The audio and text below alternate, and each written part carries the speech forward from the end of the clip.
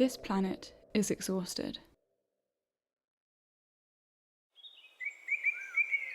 We have everything we need on this planet. Without us, it is a multi-functioning system of equilibriums, stable cycles, and natural processes. We simply need to live in harmony with it and look after it.